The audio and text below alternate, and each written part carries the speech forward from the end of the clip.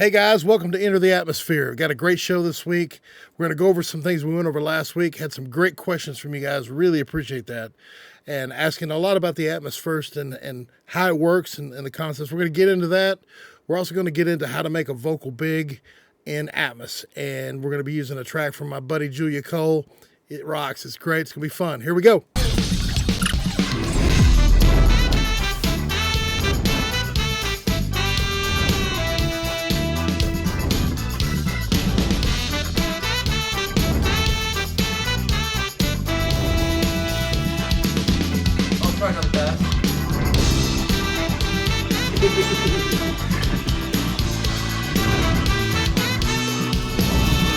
Okay, we put in the Atmos theme.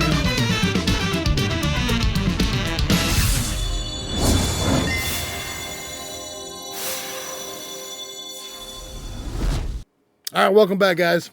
Okay, so first off, we're going to talk about Atmos First, how it actually functions, how it works. I know it's a new concept. It's going to take a while. This is not going to be something we can teach in one class, 2, 3, or 4. But I'm going to get into it. I'll at least get it started where you can kind of understand my concepts and where I'm coming from. And just trust me, once you do this one time, you'll never want to go back. So everybody's worried about the fold down from the renders. I'm going to show you how to get around that to where you have total control from start to finish of your mix. So we'll get into that. And we're going to be using a track today from my dear buddy Julia Cole, who's an up-and-coming artist that if you might not have heard her name yet, but trust me, you're going to real soon. She's absolutely stunning. So thanks, Julia. This is a song called Cowboy Off, and we're going to use it today. So also we're going to be going into how to make a vocal big. It's not hard to make Julia's vocal big. She's a powerhouse. So, but I'm going to get into that and show you just some tricks and tips in that department too as we're working through Atmos First. So we'll keep it a little simple today, and I'll get into more details as we go. But definitely thanks again for the questions. This is a direct response to a question I had. It was excellent. So thank you very much for that. And let's get into our masterclass. Let's do it.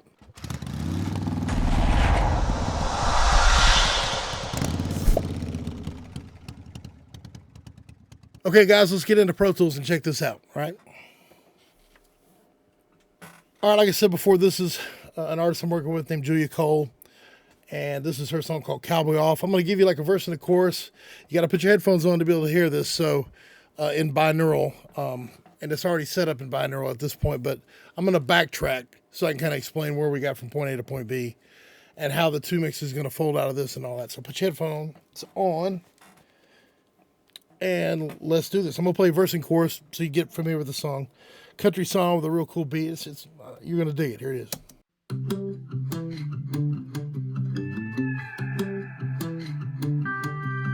Easing up with the sun, working all day in it. He's gets the job done, ain't a lick of quit in him. I'm a sucker for a Wrangler man, work day worn, Cali stands in a 4x4, pulling up in the drive to hang it up for a night. When he takes the cowboy off, the rough goes smooth. When the hat and the boots get lost, I lose my mind. Gets me every time. Them rodeo eyes roping me in, sweeping me up like a tumbleweed wind. That West Texas strong looks good all day long, but nothing really turns me on like when he takes the cowboy off. His little sideways grin. Cool. Great song. So, and she wrote that, by the way, too, all by herself. So, first off, this is an Atmos already. I've got things panning around and doing this deal. And I'm at the point now where I've got the mix in my mix. This is my normal mix template. I'll show you guys what you've seen this before. All my little subgroups and everything's set up and all the different effects are there, ready to rock and roll. And I'll tell you what we're going to do first before we go into what's next. Let me show you what I've done so far. We'll start with the drums. Now, in an Atmos First situation, everything coming into this track has been EQ'd and compressed and ready to rock and roll, just like you would if you're getting stems to do an Atmos mix. But the same thing goes when you're doing Atmos First. So it goes like this. You go in the studio, you cut the song, you do all your edits, you edit your drums, you do any drum replacements you want to do, you tune your vote, whatever you got to do to get the track cleaned up, timelined, blah, blah, blah, all that stuff, all the editing work. You do that first, just like you normally would if you were mixing just in stereo, okay? Now, you got all that done. At that point, you immediately go into Atmos mode, where you start panning things and putting things where they're supposed to be. You're going to make decisions at that point on EQ. You're going to make decisions on your kick, your snare. Every single thing is going to change because of the way it sounds in this environment. So, and that's important to remember that, because when I get to the other thing, that's where the cool part takes over. So you're doing this mix. In this situation, I've got the drums are running through my drum sub, which is down here. And I'm coming off of that with some parallel compression. I'm using the fab filter here, doing a little smiley just to give it a little love. The distressor's smashing it real hard, but it's in parallel. That's getting blended in, and then I'm going from there to my up mixer, which is back down here. And we're using our good buddies Nugent for that, the Halo uplifter. That's helping it spread around the room a little bit, and it doesn't get it out of phase, which is such a big deal. So that's how I'm getting the drum sound. Then let's go to the bass. And I'll go through this quick. I mean, we don't have to go crazy about it. Okay, the bass is an 808 on this particular song. So what I've done is I've taken the bass, it's here in pink, and I've made a copy of it, okay? All the EQing and everything's been done to it and committed. So our sound's there, so I made a copy of it. I put them both in objects, 17 and 18 and 49 and 50. That's where I always stick my bass, and I always do this trick, and here's why. Yeah, bass is directional, I know all that, but when you're doing Atmos, you want to fill the room up. You don't want this to be a forward mix with a bunch of crap in the back. You want it to feel like a complete song in the whole entire room. So I've got the 808 doubled. One's in the front, one's in the back, okay? Then we got a little banjo, and sorry, we got banjo, and it's going to the top of the room up here, so it's a higher frequency thing. It cuts that way, and you can hear it. And then next up, we get into the guitars. And the guitar is a real integral part of this. It's that groove over and over and over again at the beginning when it does this.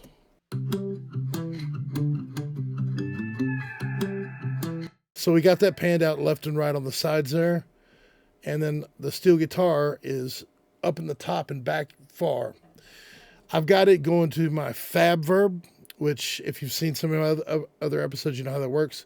I'll show you real quick. So it's sending down to the fab verb, which is down here, already set up, ready to go.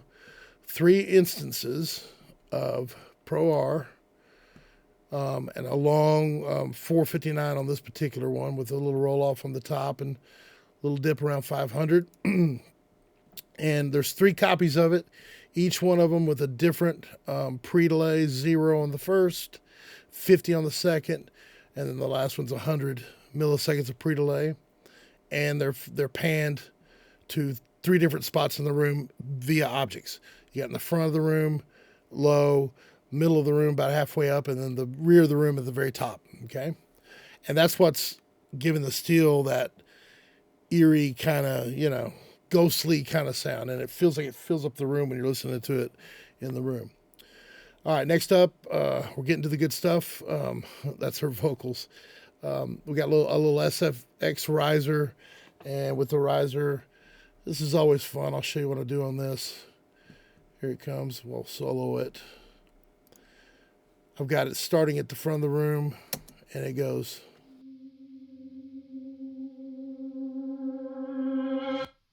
Pans back, gives it just a little bit of movement, a little bit of drama to the sound. Okay, let's see. Is there anything else we need to go? That's it to there. I will show you the electric guitar real quick, because the solo, which is right here, this one goes to, it's right here as a solo. Kind of show you what it's doing. It's going to a quarter note delay, but not just a normal quarter note delay. It's doing this right here. I'll show you. Back in my stereo effects. Here's my quarter note right here. It's been turned into an object. It's got H delay, doing an eighth note, ping-ponging, and it's filtered.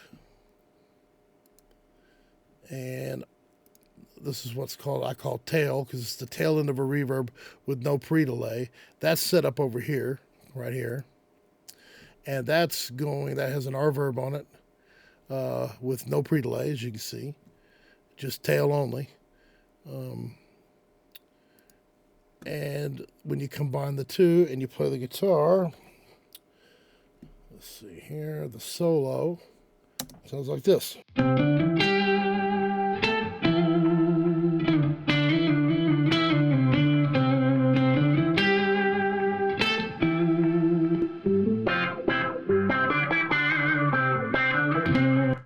Anyway, so it gives you the depth. What's happening in the panning situation in that is, I'll pull it up so you can see it a little better here. I've got one at the top of the room in the left, and the other one's at the bottom of the room in the right. So it's ping-ponging like this and this, and it just feels pretty cool in the room. I don't know if you can hear it in headphones like it sounds, but it's a really great effect. I've used that a lot. I use that on the new Lainey Wilson record, Watermelon Moonshine, the guitar solo, and that has got that effect on it, and it's really fun. It sounds cool. All right, next up is her glorious vocals.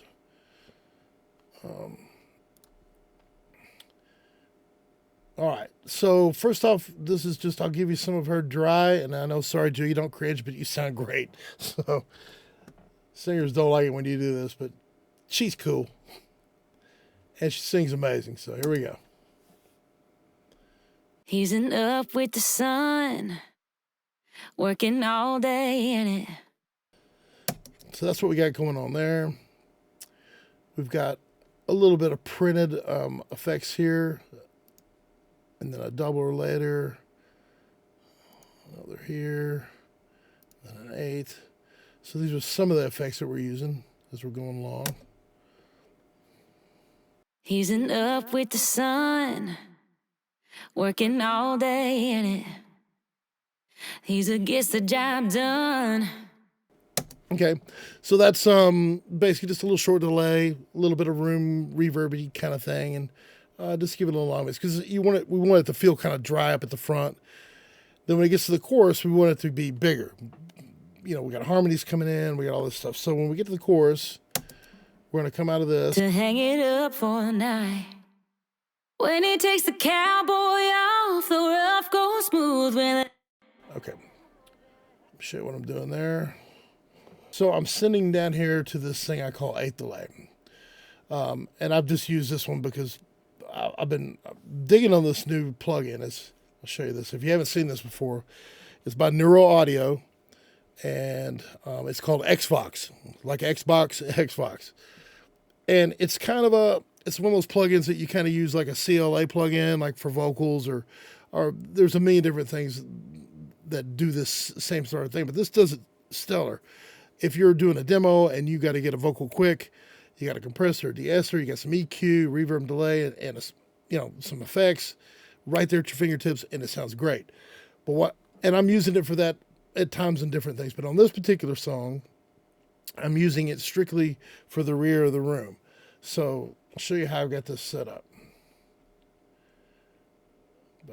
Back to Julia down here. Okay. This eighth, says 8, it's getting sent out of that into this subgroup here. And this has got a little widener on it. There's a little bit of delay, a little bit of a quarter note delay. Not using any of the EQ, and I'm not using any of the compression or de-essing on this. So And this particular aux send is going to two objects. And the objects are right here on 1/8. They're number 103 and 104. And they're going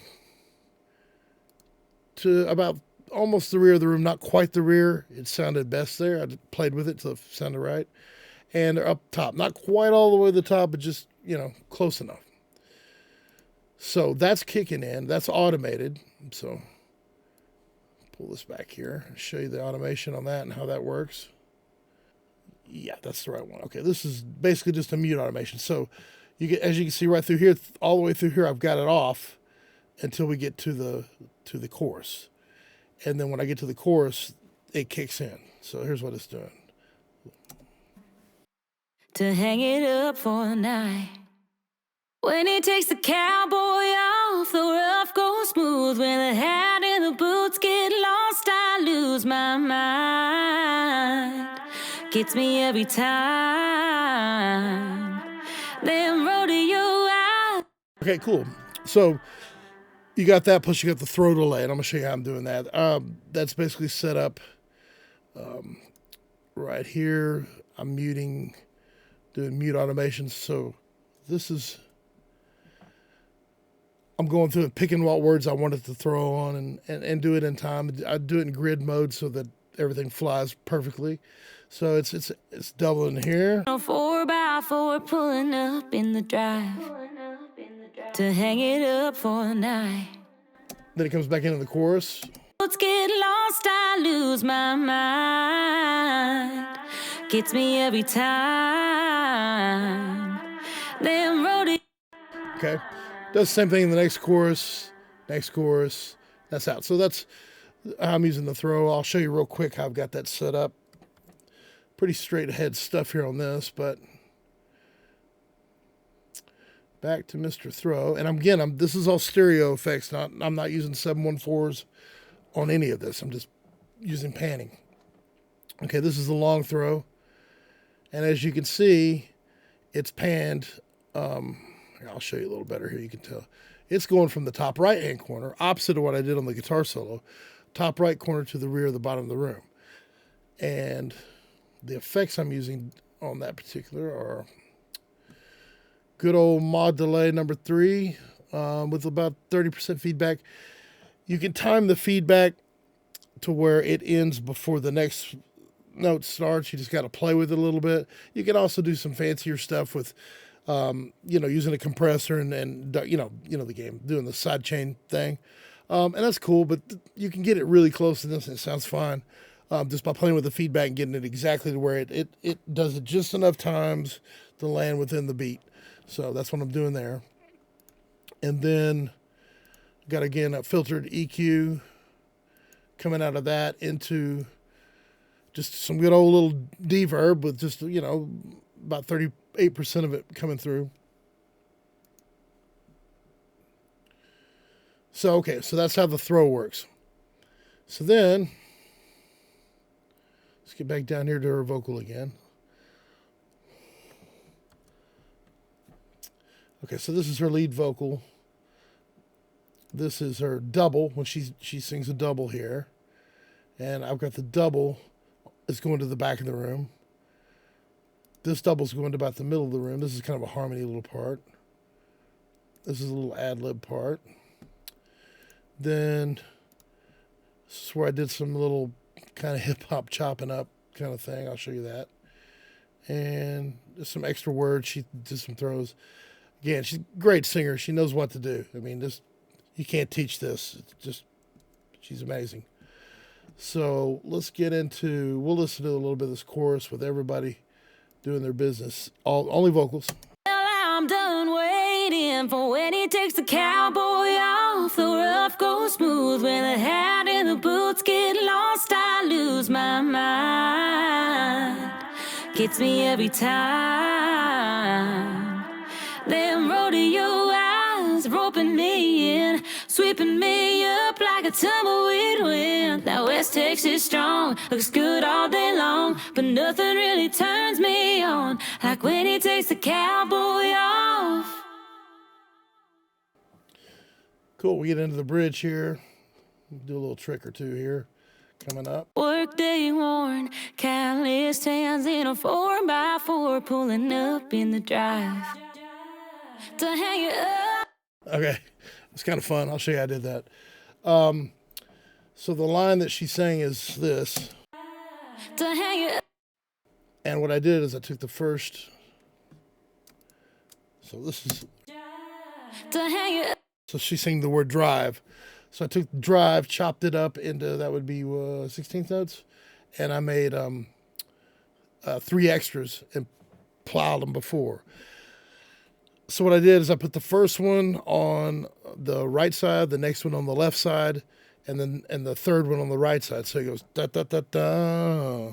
Okay, gives it a little drama. I showed you all that trick last week about how to pan things around like that. It's a lot of fun, and it gives it a little spark, you know. So that's her coming in. Let's just do it full band so you can kind of get the idea what's cooking here when you come in. Pulling up in the drive to hang it up for the night. When he takes the cowboy off, the rough goes smooth. When the hat and the boots get lost, I lose my mind. Gets me every time. Them rodeo eyes roping me in, sweeping me up like a tumbleweed wind. That West Texas strong looks good all day long, but nothing really turns me on like when he takes the cowboy off. Oh, when he takes the cowboy off. Oh, yeah. When he takes the cowboy off. Yeah, go girl. So that's basically the concept of what we're doing. Okay, now we're still in Atmos. We're mixing away in Atmos, doing our business.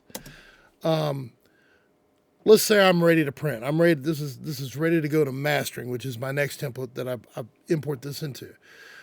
I basically, all I do at this point is I come up here to bounce, and I go cowboy off. I name it pre-master.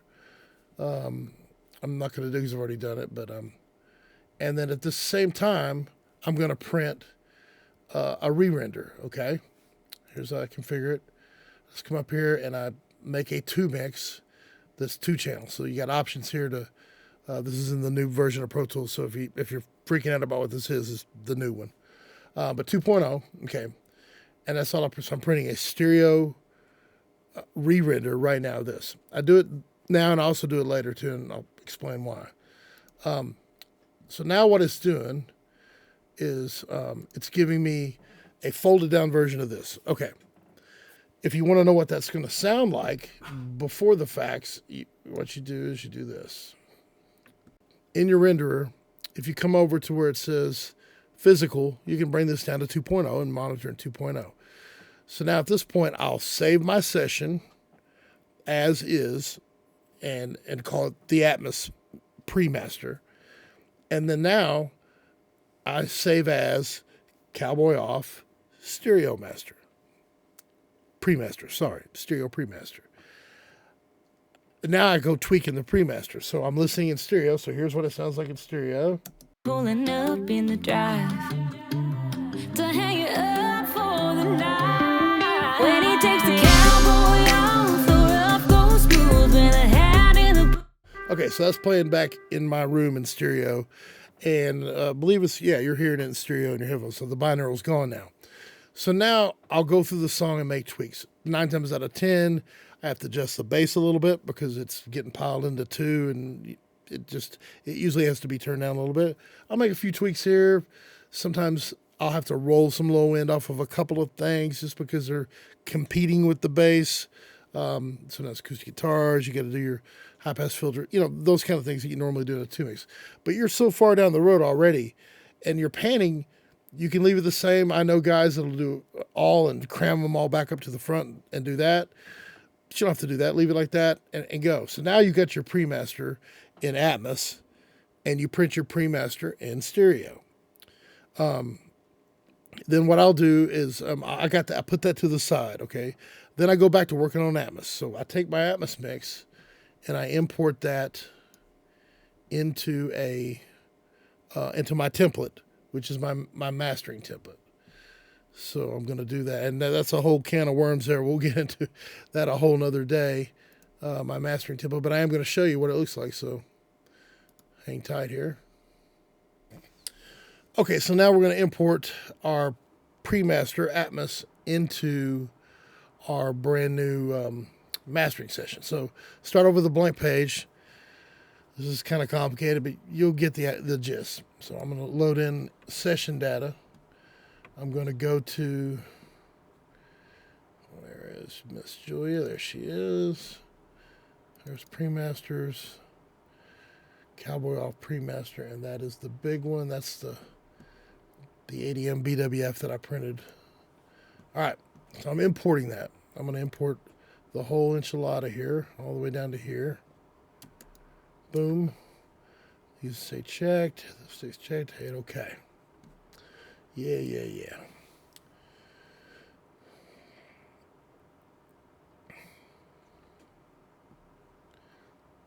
Okay. There it is imported. So the next thing I'm going to do is I'm going to take this bed and I'm going to fillet a fish this thing. I'm going to split it all into mono, and then I'm going to hide it and make it inactive. So that's all there. Now I'm going to come in here and I'm going to import my mastering template. Okay. Now the way I've got and I'll get into detail on how I got this set up, but the way I've got this able to work is everything is coming in and everything's got a number, and that way when I match tracks, it's perfect every single time. It's a little goofy, but it works every time, and it's easy. Once you get the hang of it, it's like, gosh, cake.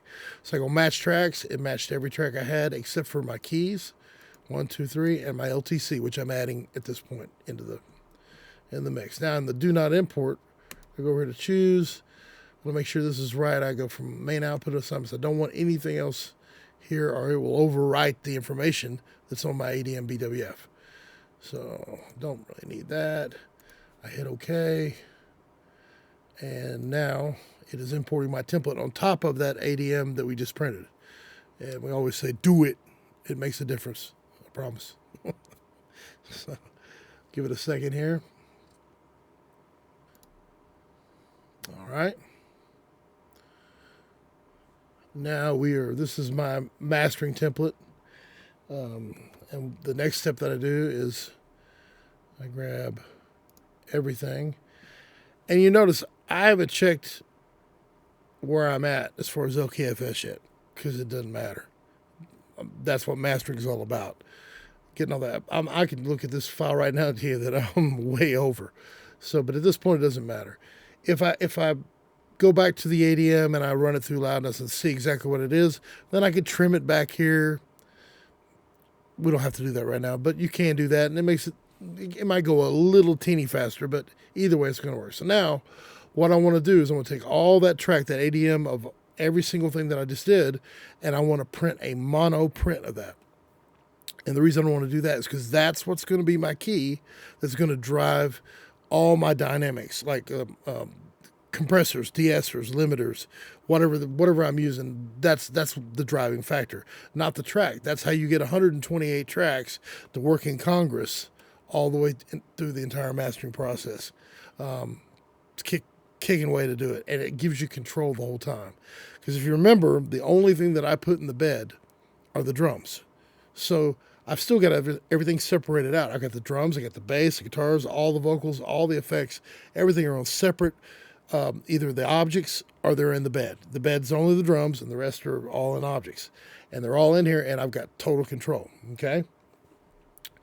So the next step, I'm going to do it, and then we'll cut ahead so you don't have to sit there and wait on this to happen. But I'm going to have to turn this off to keep from getting a feedback loop while this goes down. It's a little unorthodox, but it works. Now what I'm doing is I'm going to hit print.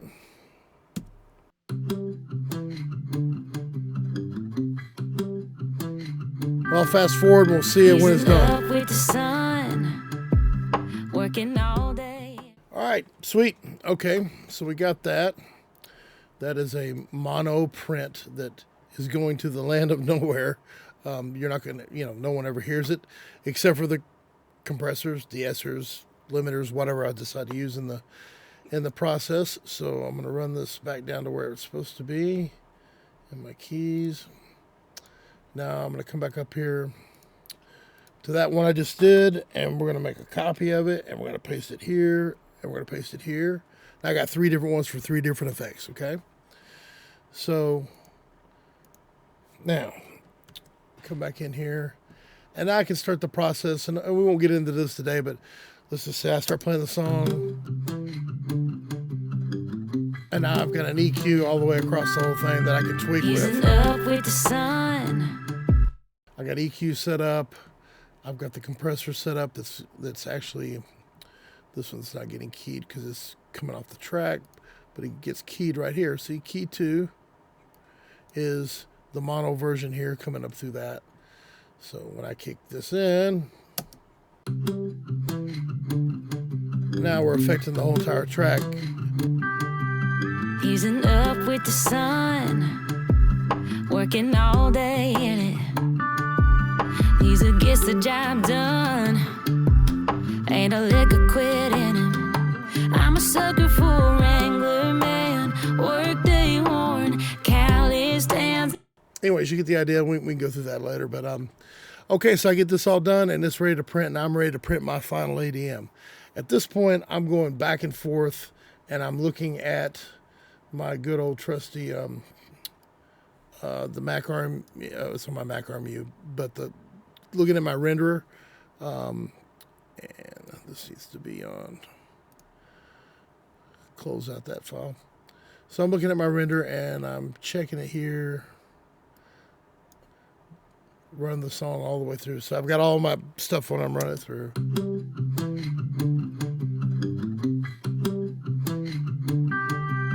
Easing up with the sun. Okay, so anyways, you're on the whole song through right there. It's, obviously 23, but you want to get it at 18 LKFS where it's ready to rock and roll.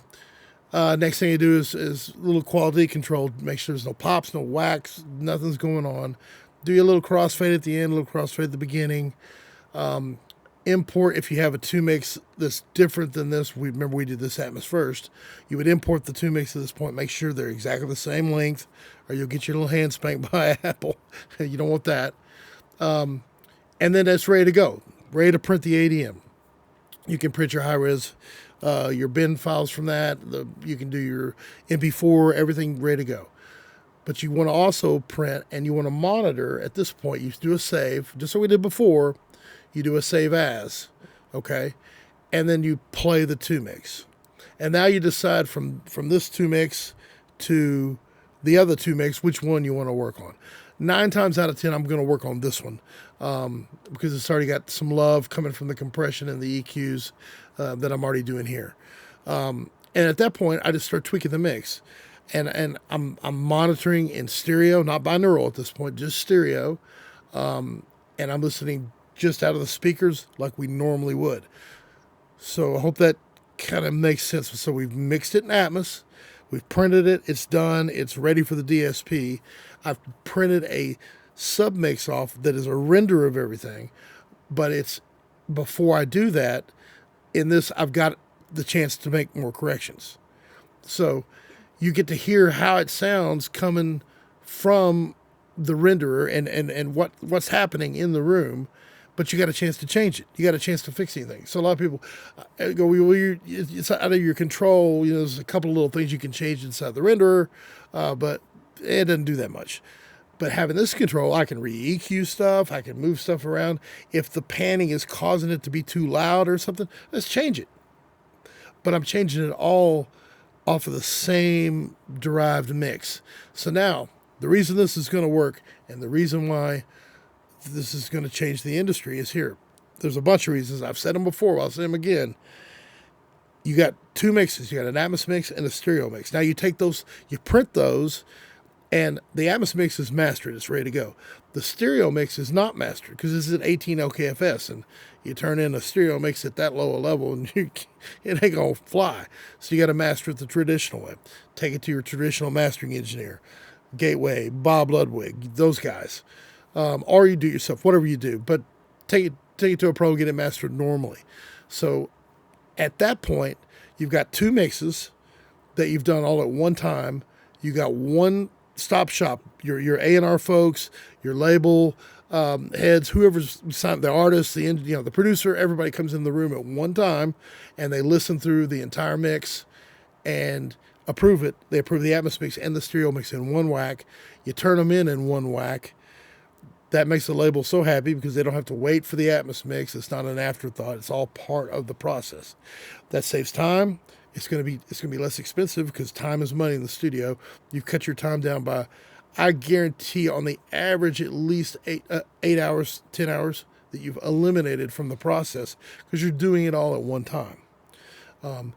I found that once you're making that stereo mix, you're going to have to make a few little EQ changes here, especially in the low end, because in Atmos, you're not so worried. You're not rolling off. You're not doing a high pass on every single instrument. It's, trying to make room because you've got room. You got real estate for days. So when you're mixing in stereo, you're down to two speakers. So you're going to have to make some compensations there, but it's quick. And once you've done it 4 or 5 times, okay, I know I'm going to have to roll some off the low end of the acoustics. I'm probably going to have to bump a little of this or do a little of that. And I have to bring the bass back a little bit. Anything that was in the rear of the room is probably going to be too quiet. I'm going to have to bring it up. But doing that versus starting a 2 mix from scratch or starting an Atmos mix from scratch is way faster. And again, like I said in the last episode, the results are unbelievable because you're taking this picture with the 4K camera, like I said before, you're taking this picture with way more information than you had when you're trying to mix the stereo. And you're taking this picture and you're making it into a stereo mix. All of a sudden, those little nuances that you can't hardly get in a stereo mix, that you hear this or hear that without spending days and days trying to find this hole and dig out and carve out through the EQ, are there. I can't explain really why, except for it's just, you've put it in a place where you were able to hear everything, and when you fold it down, it's still there. All right, guys, that's about it. Sorry if I was a little bit long-winded. I'm passionate about this, and I promise you guys, try one time. Just one time, give it heck. See what happens. I think you're going to be pleasantly surprised at how easy it is to get a mix-up, how quick you can go from Atmos to stereo, have total control of everything that's going on, and just make great records and save the label and everybody a lot of money and a lot of time, and it means more work for us, so it's a good thing. Again, special thanks out to my buddy Julia Cole with letting us use her song Cowboy Off. Great song. The girl's on Spotify. She has had 200 million impressions on her music over the years, and she's not even signed to a record label yet, but it's coming. She's amazing. So proud to be working with her. Again, thanks everybody. Thanks for tuning in this week, and we're going to get into this more as we go along. I'm going to try to go deeper into the mastering template, and eventually I'm going to make that and the mixing template available on my website. It's coming soon. But just remember to, comments. This whole episode was derived from a comment last week because a guy was asking questions, and it was great questions, and I appreciate it. Any kind of feedback, because we're all learning here. I'm not the end all beat all. I want to hear what you guys think and what your opinions are. So please bring it on. Let's do it. So everybody have a great weekend, and we'll see you next week.